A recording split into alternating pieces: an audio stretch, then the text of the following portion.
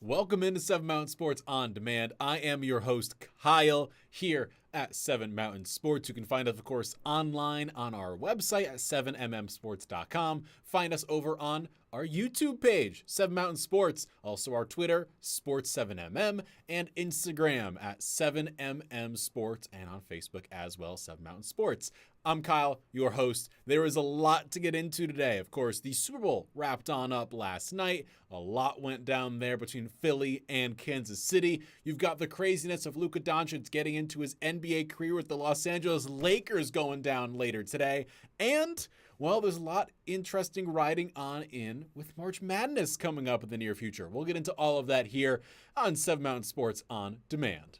So welcome on in, Seven Mountain Sports On Demand. And the Super Bowl took place last night. The big game went down. And of course, you are here right now either tuned in on demand at Seven Mountain Sports On Demand or listening in on our YouTube page where you can see me in all my beautiful tan background glory looking incredible. And you can see me looking to the side. I got my laptop next to me to keep me up to date on what is going down. And the big thing going down, of course, the Eagles-Chiefs game last night in the Caesar Superdome down in New Orleans, Louisiana. The Eagles got the job done big time, 40-22. Jalen Hurts, the MVP of the game, and they dominated start to finish of this game. I mean, the Chiefs did not have anything going, it seemed. Mahomes had multiple turnovers, and the Eagles just didn't turn the ball over. Jalen Hurts had one interception deep into the red zone of the 6-yard line, so outside of that, it was a pretty clean game from the Eagles.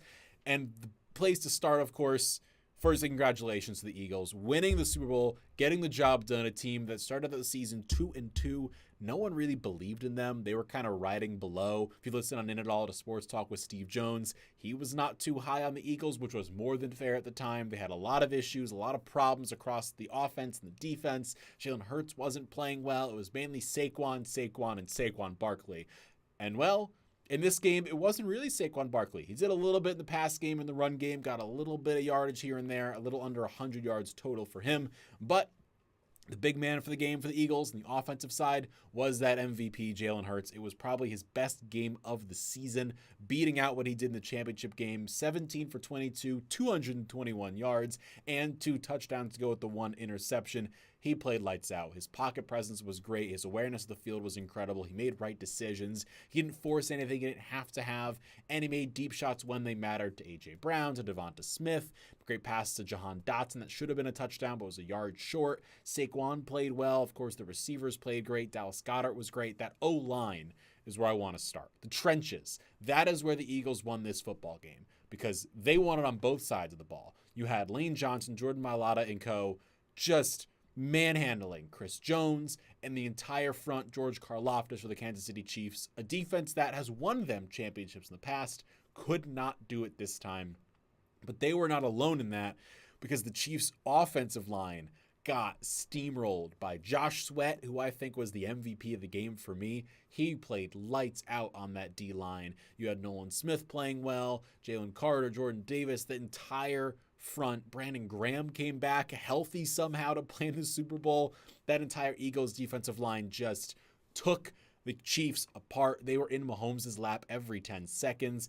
Patrick Mahomes could not get anything going, and that's what affected him. And that's what Rob Gronkowski said in the post-game show of like, hey, what they did is they got in his face quickly and made his pocket a little reckless, a little scary for him, so he had to get out of there and move. And when he tried to move, spoiler, some 6'4" dude with huge arms there to swallow him whole, and that's what they did the entire game.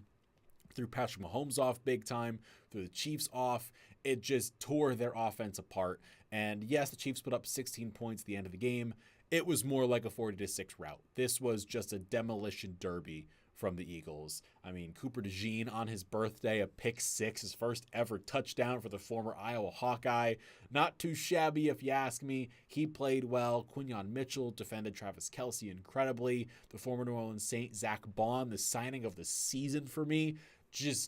He was incredible in the middle all season. He got all pro nods. He was a defensive player of the year candidate. That's how incredible this guy played, and the Eagles now need to re-sign him this offseason because he is worth a pretty penny, if you ask me. and he's going to get command in this offseason. They're going to bring him back for a lot of change, but he deserves it how well he played this season. Won them a Super Bowl on his defensive prowess alone. And well, the Eagles did the thing. They got the job done 40-22, and now after being underdogs in the Super Bowl to the Kansas City Chiefs, they get to ride into the sunset back to the city of brotherly love with, well, just joy in their hearts because they got the job done. And speaking of getting the job done, you can get the job done by listening on to 7 Mountain Sports as you are right now, either here on YouTube with me live with my face and my beautiful tan background with nothing there, which will be having items in the background in the near future. What it will be, I do not know just yet, but there will be something there as we move forward with the podcast. And also you could find us here on Spotify, Amazon Music, Apple Podcasts, wherever you get your podcast from. Just look up 7 Mountain Sports on demand.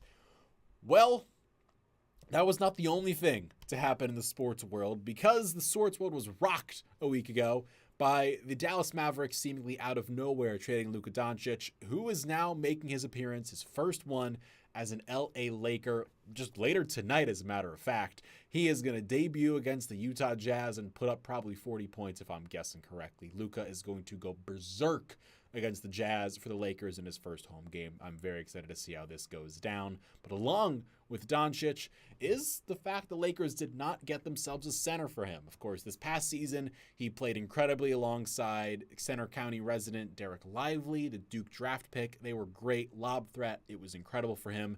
And so was Daniel Gafford, who they got in from, I believe, Washington, from the Wizards. And they said, okay, we want to get him a center, get him some guy to go alongside him going down the line. LeBron's going to age out of here in a couple years. He's going to retire. We need a big-time center. Mark Williams, you are the guy. Another Duke product, just like Lively was. Health issues kind of there, and we'll get to that in a second. And then all of a sudden, just 2 days ago, they're like, yeah, trade off. Shams Charania with a Shams bomb. I guess it's not a Woj bomb anymore. He dropped that one. Yeah, there is no more trade. It has been rescinded due to Mark Williams' health issues. We don't know exactly what it is just yet, but from reports coming out from all the likes of the Brian Windhorst of the world, it is not related to Mark Williams' back, which has been his main issue, caused him to only play 40% of his games he should have played by now in his career. So that's kind of scary, alarming that it was more than just a back problem. Normally, if these things happen and they come out, it's like, okay, something's wrong with his health. Usually it's reported on, but it wasn't this time. So we don't know what's wrong with Mark Williams, but the trade rescinded. So if you are Dalton Connect and you're coming back to LA, you're like, hey, Rob Pelinka, hey, guys, how are you guys doing? I wasn't thinking I was going to be here. I already sold my apartment. I sold my stuff and moved it to Charlotte. I guess I'm back now. That's going to be a real awkward, fun time for Dalton Connect and for the entire Lakers organization that now has a star going forward and 25-year-old Luka Doncic, because, yeah, he's as old as I am. Dude is going to be incredible for 10-plus years. If he can stay healthy, he's going to be one of the best in the league. And we'll see later tonight exactly what Luka gets up to in his first ever game for them LA Lakers. I'm excited to watch. And we'll talk NBA basketball as the year goes on as well, because we're in the home stretch. Things are getting crazy, getting tight, getting insane. And well, with the insanity comes fun, comes joy, comes heartbreak. As someone who has watched a lot of basketball in his day, watched a lot of sad New York Knicks basketball to be exact, I'm excited to watch some fun basketball now with all the teams competing with no 76ers because they don't have Joel Embiid, they don't have Paul George, they're out injured every 10 seconds. Tyrese Maxey can only do so much. So we'll see what the NBA's postseason has to offer and break down more as we go through the next few episodes of the podcast. And now wrapping us up here on the show, the NCAA men's basketball tournament is almost here. We're a month away from March Madness, which is my favorite season. I love tournament sports, whether it's the World Cup, whether it's the playoffs, or in this case, March Madness, the best 3 tournaments or sporting events there are every single year or every 4 years in the case of the World Cup.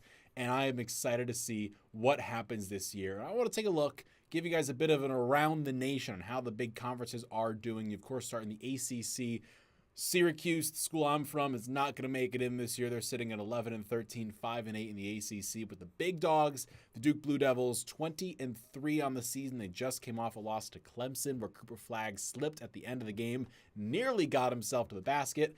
But Duke sitting there as one of the top seeds, one of the biggest teams in the nation. The Blue Devils are sitting there 20-3. The Louisville Cardinals are going to make this tournament as well, sitting at 18-6, and the Clemson Tigers 19-5 as well. A lot of teams that should probably make it this year. Those are the ones to watch here. You got Wake Forest, SMU, and Stanford kind of in that bubbly region. They could get in if they get lucky, but we will find out as time goes on.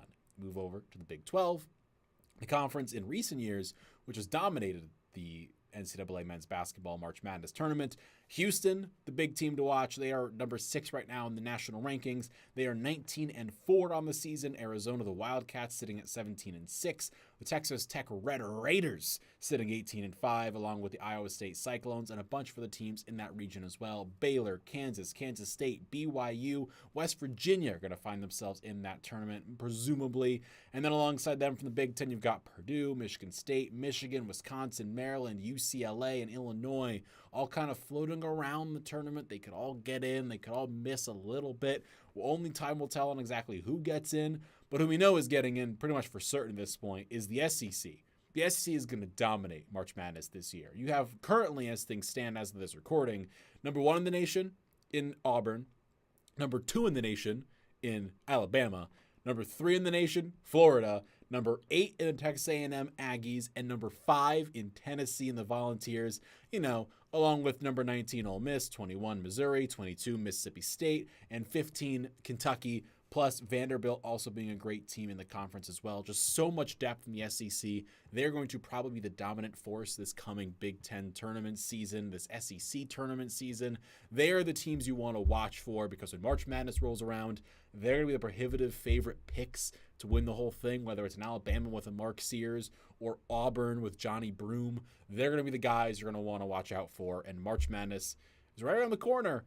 And who knows, Seven Mountain Sports might have something cooking on up when it comes to March Madness and men's basketball tournament going forward. We'll find out. You can as well by finding us on social media on Facebook at 7 Mountain Sports, Instagram 7MM Sports, and Twitter or X, whatever you want to call that platform, Sports 7MM. Plus, find us on YouTube, where this episode is live. You can see my visual if you're a visual learner yourself. Find us over there as well. You can find us at 7 Mountain Sports on YouTube. But that will do it for this episode. Thank you for joining with me for a short little episode. Nothing too crazy, nothing too insane for you today. A short little tidbit here or there, got you a little bit ready for what is to come. The sports season, a lot going down. The NFL playoffs are back, wrapped up finally. And you got the NBA playoffs underway sooner than later in the next 2 months. March Madness coming on up, the NHL playoffs. Heck, MLB players are reporting for spring training soon. So a lot is going down in the sports world, and I will have you covered. 7 Mountain Sports On Demand. It's been your boy Kyle. I'll see you next time.